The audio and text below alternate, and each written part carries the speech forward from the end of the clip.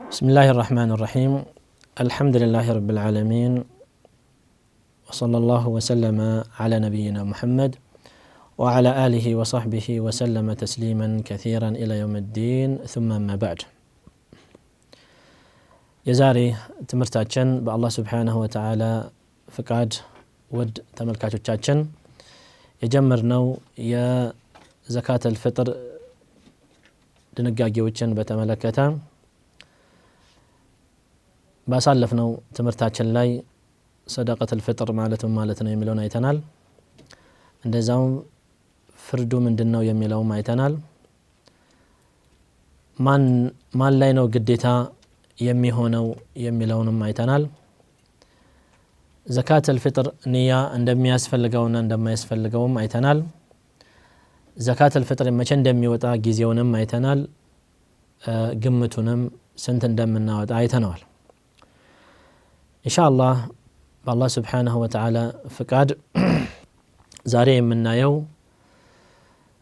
ምንድነው የምናወጣው አይነት ዘካት አልፍጥር ከምንድነው የምናወጣው የሚለው ማለት ነው። ዘካት አልፍጥር እንደተመለከትነው ባሳለፍነው ሐዲሶች ላይ የተዘረዘሩት ምግብ ነው። ስለዚህ ዘካት አልፍጥር ማውጣት የሚጠበቅብን ከእህል ነው። ማንኛውም ከምንመገበው እህል ዘካት አልፍጥርን ማውጣት እንችላለን። ሐዲሱ ላይ እንደተጠቀሰው ቴምርም ሆነ ገብስም ሆነ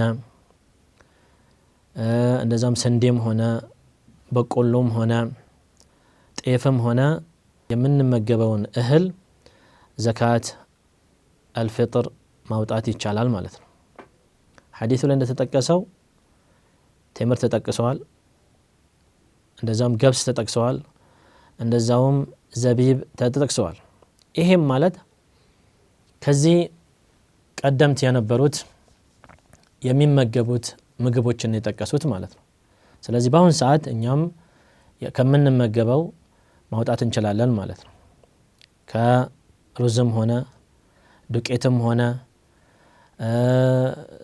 ጤፍም ሆነ ማንኛውም እህሎችን የምንመገባቸው እህሎች ዘካት አልፍጥርን ማውጣት ይቻላል ማለት ነው። ዘካት አልፍጥርን በተመለከተ እህል ስናወጣ ስንት ነው የምናወጣው በሚለው ባሳለፍነው ትምርታችን ላይ እስከ 3 ኪሎ ብናወጣ የተሻለ ነው ብለናል። ከዚህም አሳልፎ ሊጨምርም ቢል ሰደቃ ነይቶ ቢጨምር ችግር አይኖረውም። ነገር ግን ኺላፈን ለኢማም ማሊክ የተጠላ ነው ይላሉ ማለት ነው። ነገር ግን ምስኪንን አስበን ጨምረን ሰደቃ ብናወጣ ችግር አይኖረውም ማለት ነው። እንደዛውም ከዚህ ተያያዥነት ያለው ማንኛውም አካል ዘካት አልፍጥርን ሲሰጠው ይህ ከተሰጠው ዘካት አልፍጥርን መልሶ እሱ ራሱ ዘካት አልፍጥርን ቢያወጣው ምንም አይነት ችግር አይኖረውም። ዘካት አልፍጥርን ሲሰጠን የራሳችን ንብረት ሆኗል ማለት ነው። ስለዚህ ከፈለገን መብላት እንችላለን፣ ከፈለገን መሸጥ እንችላለን፣ ከፈለግንም ዘካት አልፍጥር ራሱን መልሰን ዘካት አልፍጥር ማውጣት እንችላለን ማለት ነው። ይሄም ማወቅ የሚጠበቅብን ነገር ነው። አንዳንድ ሰዎች ዘካት አልፍጥርን ሲሰጠኝ ይሄን ዘካት አልፍጥርን መልሼ ዘካት አልፍጥር ማውጣት እንችላለን ወይ ብለው ይጠቅሳሉ። ምንም ችግር የለውም። አንድ ሰው ዘካት አልፍጥር ከተሰጠው ያ የተሰጠው ዘካት አልፍጥር ከቀን ከወጪው የራሱ ወጪ የቤተሰቡ ወጪ ካለፈና ከራሱ ወጪ ካለፈ ከዚህ ዘካት አልፍጥርን ቢያወጣ ምንም ችግር አይኖርም ኢንሻአላህ። እንደዛውም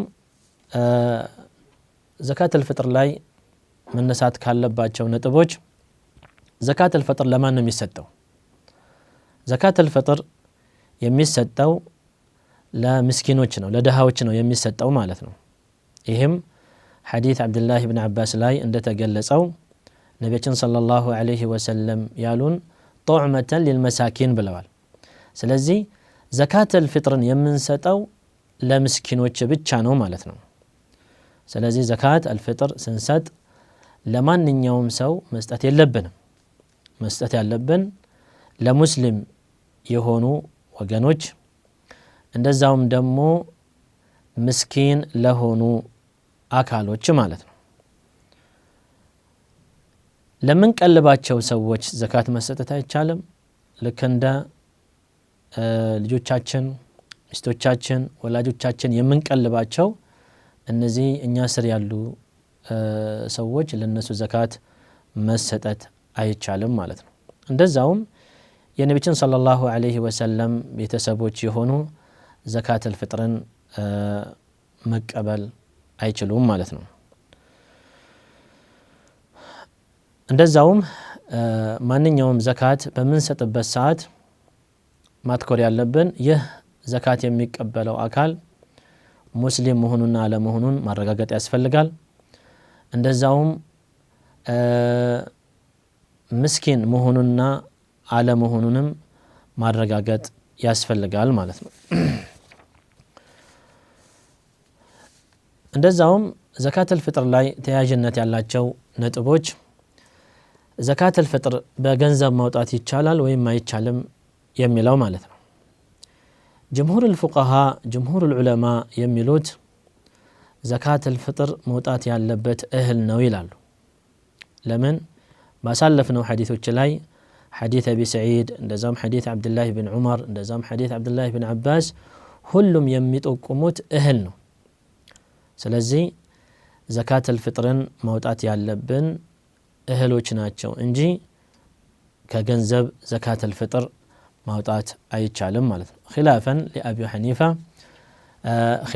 ሊአቢ ሐኒፋ ዘካተል ፍጥር ገንዘብ ማውጣት ይቻላል ይላሉ። ነገር ግን ትክክለኛ የሆነው አቋም የጅምሁሩል ዑለማ አቋም ነውና ማውጣት የሚጠበቅብን እህል ነው። ለምን? ነቢያችን ሰለላሁ ዐለይሂ ወሰለም ያዘዙን እህል እንድናወጣ ነው። እንደዛውም በሶሓባ ክፍለ ዘመን ገንዘብ አስፈላጊ በሆነበት ክፍለ ዘመን ነቢያችን ሰለላሁ ዐለይሂ ወሰለም እህል ይውጣ እስካሉ ድረስ እህል ማውጣት ይጠበቅብናል ማለት ነው። ዘካተል ፍጥርን በተመለከተ የምንሰጠው ቦታ መምረጥ አለብን ወይም የለብንም? ማንኛውም አካል ዘካተል ፍጥርን በተመለከተ የት ነው መሰጠት ያለበት? ዘካተል ፍጥር ማንኛውም አካል ባለበት ቦታ ላይ ለድሃዎች ማውጣት ይጠበቅበታል። ነገር ግን ከዚህ ቦታ ራቅ ያሉ ቦታ፣ አስፈላጊ የሆነ ቦታ፣ ድሃ የበዛበት ቦታ ከሆነ እንደዛውም ምክንያቱ ጠንካራ የሆነ ከሆነ በራቅ ያለ ቦታም ቢሆን ምሳሌ ዘመዶች ሊኖሩ ይችላሉ ክፍለ ሀገር ላይ፣ ከዚህ የባሱ ድሃዎች በሌላ ቦታ ላይ ሊኖሩ ይችላሉ። ይህንን ምክንያቶችን እያየን ካለንበት ቦታ ተሻግረን ሌላ ቦታ ዘካተል ፍጥርን ብናወጣ ምንም ችግር አይኖረውም በአላህ ስብሓነሁ ወተዓላ ፍቃድ። እነዚህ አሳሳቢ ነጥቦች በዘካተል ፍጥር ያሉ ነጥቦች ናቸው። አላህ ስብሓነሁ ወተዓላ በሰማነው ተጠቃሚ ያድርገን። بهذا القدر نكتفي وسبحانك اللهم وبحمدك أشهد أن لا إله إلا أنت أستغفرك وأتوب إليك.